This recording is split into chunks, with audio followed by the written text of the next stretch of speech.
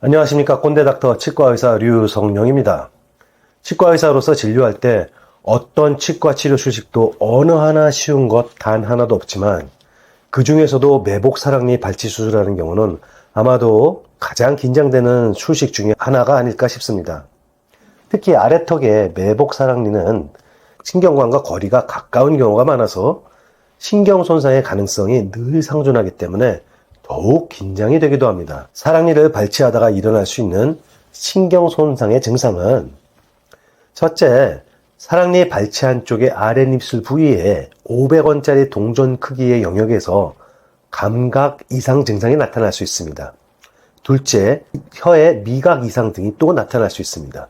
이런 신경 손상은 실제 생활에서 노동력 상실에는 큰 관계가 없지만 삶의 품격과 질을 떨어뜨리는 데는 꽤 중요한 역할을 하기 때문에 이런 신경 손상 가능성에 치과 의사는 항상 촌각을 곤두세우면서 주의를 기울이며 사랑니 발치를 하게 됩니다.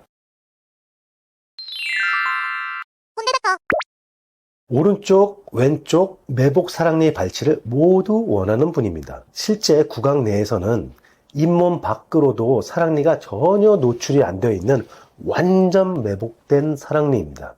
파노라마 사진상에서도 사랑니는 옆으로 누워서 매복되어 제2 대구치를 압박하면서 누르고 있는 상황입니다.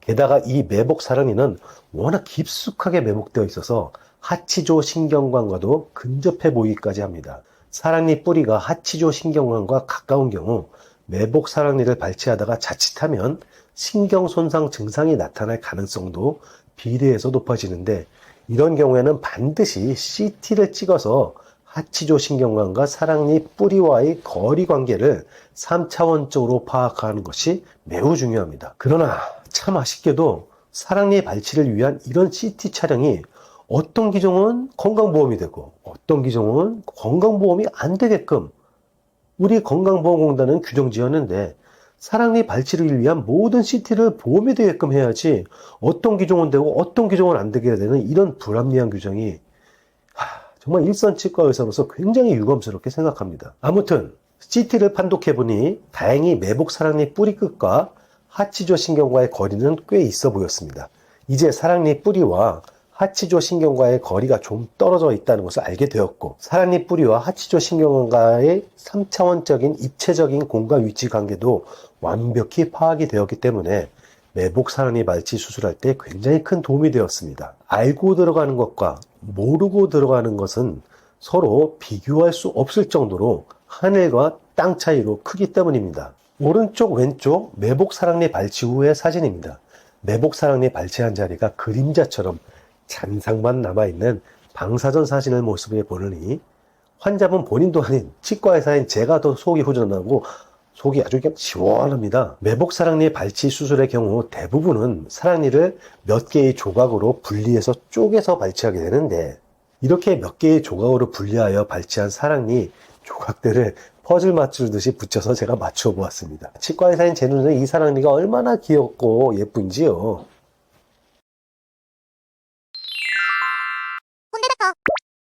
환자분이 소독포를 덮고 별다른 통증 없이 입만 크게 벌린 채 편안히 사랑니를 뽑고 있는 동안 이 소독포 한 장으로 가려진 건너편의 치과 의사는 이렇게 양쪽 귀가 시뻘개질 정도로 열심히 조심조심 그 긴장의 끈을 놓치지 않고 뼈를 깎고 사랑니를 여러 조각으로 쪼개서 분리하여 발치하느라 이렇게 진땀을 흘리고 있었답니다. 소독포 한 장으로 가려져 보이지 않는 저 건너편에서는 치과 의사는 이렇게 최선을 다하고 있었습니다. 지금까지 꼰대닥터 치과의사 류성룡이었습니다.